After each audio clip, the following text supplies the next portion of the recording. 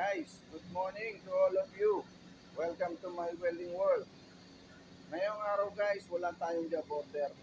Kaya makakagawa tayo ng content about 5G, 5 group weld. Bali, pipe na yung gagawin natin ngayon. At ipapakita natin sa inyo kung paano mag-fit up at kung paano siya rotpasan, peeling hanggang capping. Ito guys yung test pipe natin. Maliit lang yung ginawa ko, maiksi, para kapag narutpasan natin, maipakita natin sa inyo yung full penetration niya.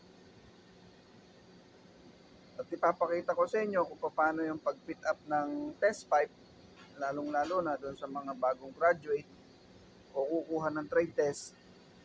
Kasi kalimitan ng mga nagiging kasabayan ko sa trade test, pagka mga bago pa lang, wala silang idea kung paano mag-prepare ng test pipe or test plate nila. Kaya, ayan guys, nag-prepare tayo. Eto guys, etong loob na to, kailangan pantay siya. Yan. Para pag nirutpasan siya, maganda yung magiging root pass niya, equal. Ngayon guys, kung medyo overlap dito sa labas, kailangan nating hatiin yung overlap sa labas para pag nag-capping tayo, hindi naman siya pangit tignan. Para hindi siya masabing overlap yung test pipe natin o kasi minsan pagka sa trade test maselan yung ating mga inspector, lalo na kung may sinusunod silang tolerance. Ayan guys. Ngayon guys, ang ginamit natin na clearance dito 3.2. Ayan, 3.2 siya. Tapos pagka iispatan natin yan, lalo na pagka full penetration, hindi tayo pwede mag-direct tack. Bridge tack ang gagamitin natin. Lalagyan natin siya dito ng round bar, tapos iispatan natin siya sa taas at sa baba para hindi masira yung bevel. Pero kung payag yung inspector na direct tack, mas maganda. Pero kalimitan sa alam ko, bridge tack lang ang ina-allowed sa ganito. Okay guys, simulan na natin ng paglalagay ng stopper. Ayan guys, kung makikita nyo, ito yung pang stopper natin. Putol lang kayo ng 1 cm. Okay na yan. Bali, tatlo. Parang triangular yung gagawin nating bridge tack niya para hindi gumalaw yung ating test pipe. Okay, simulan na natin guys.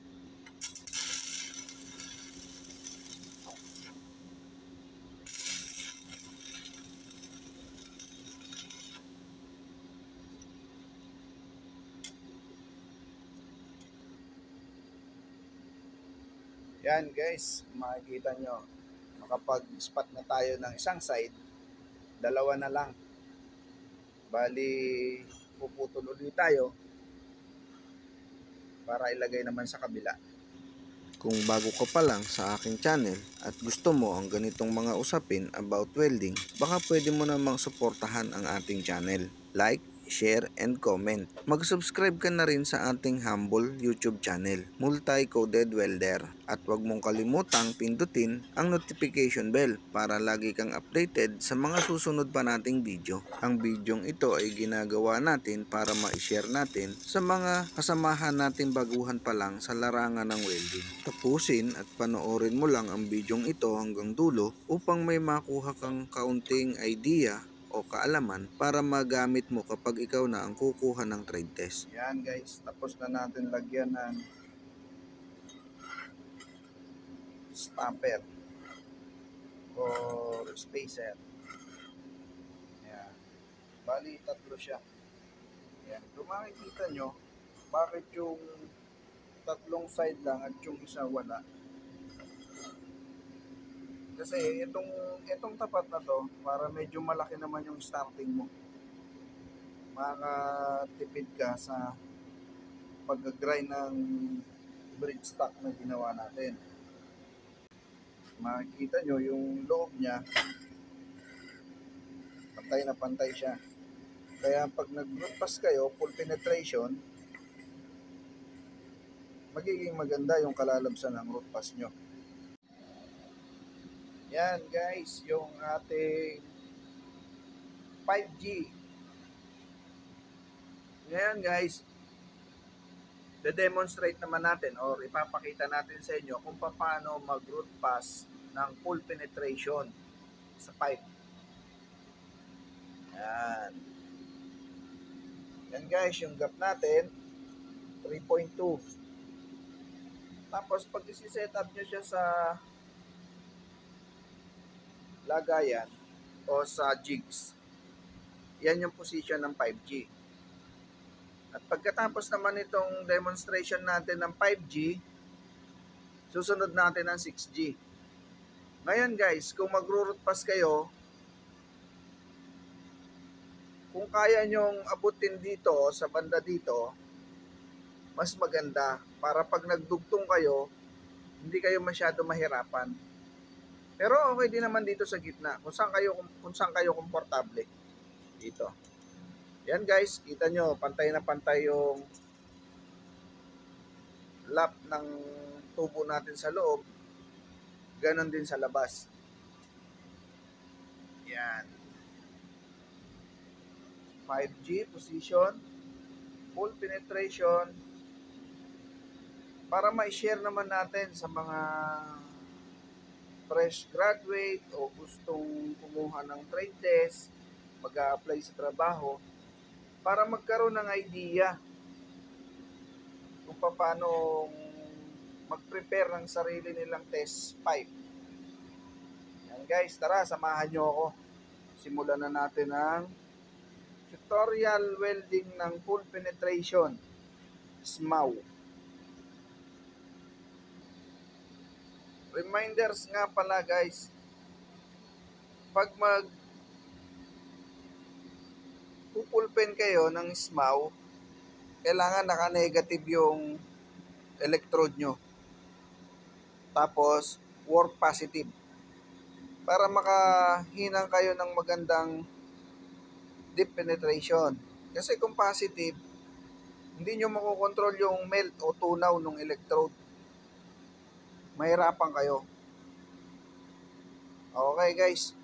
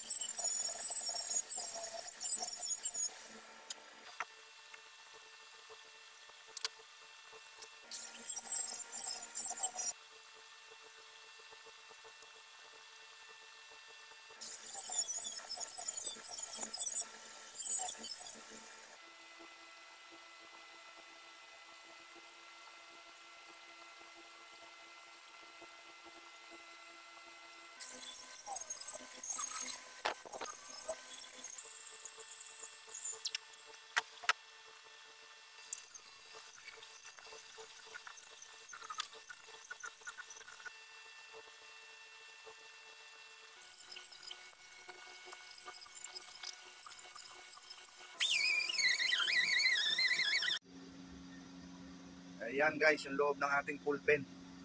Ayan.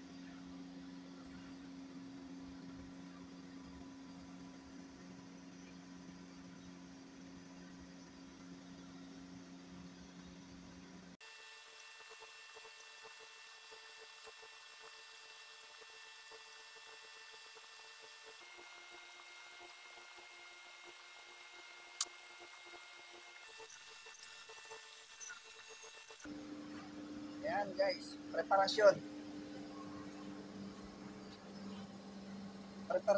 Kailangan pantay yung